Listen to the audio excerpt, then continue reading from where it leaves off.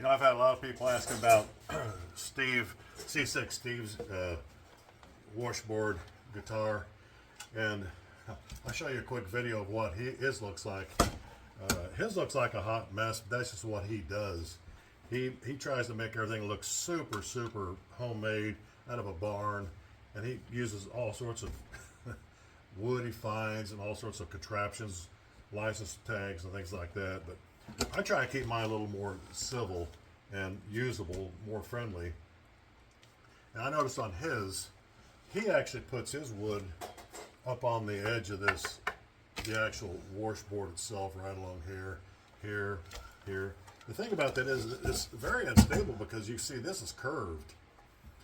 And unless you somehow flatten that down, which it'd be a real hassle, and I don't know how stable that would be. So that's why I make mine. I make mine with the with inside the washboard itself.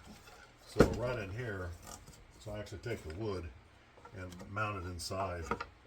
It seems to make it a little more stable, and it works out better to put the electronics in here. A couple places I have to mill out, and I'll show you guys sometime how to do that. I actually take a Dremel and a bit and carve out the wood so it overlaps this curved piece of wood here. So it fits over it real nice, kind of a custom fit. And I just keep it very simple, keep it easy.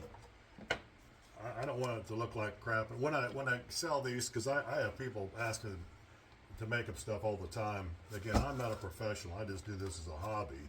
But some people think it's fun to have these things. So I like to not disappoint them. If they want one, I'll build one for them.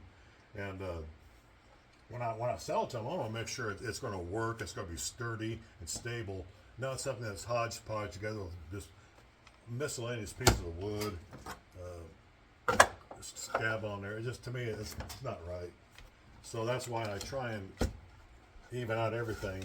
And when I attach the neck to the body that I've built, this box, I want it to be nice and straight, so flush up against there, and I want this fretboard to be up against there and flat. I don't want any hodgepodge stuff. So when you mount the neck, you got to make sure it's flat, and that's just what I'm real careful about doing. Steve, he took an old banjo neck that he found in his basement or his barn or something, and he mounted it on here, and it good old Steve, it just he has black tape wrapped around it and everything else. He's quite a guy.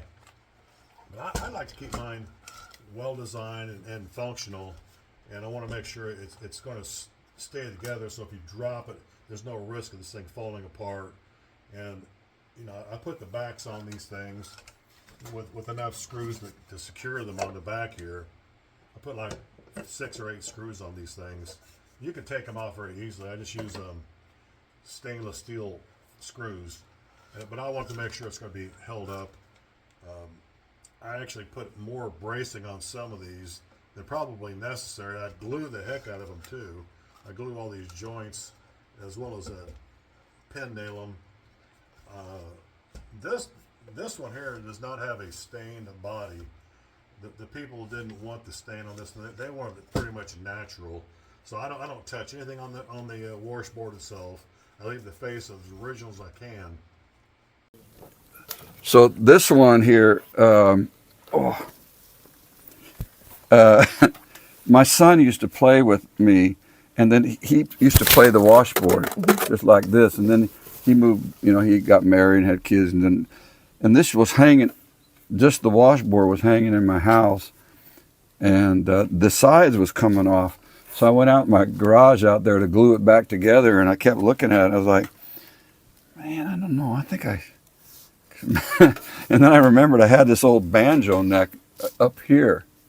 And I thought, I wonder if I could stick it on there. Put a bit of glitter on it. Yeah, got to decorate. And bit also, of glam. And then I made the back. I had this old Mississippi license plate and an old doorknob thing to hold it together. And I didn't know, and I just wanted one string.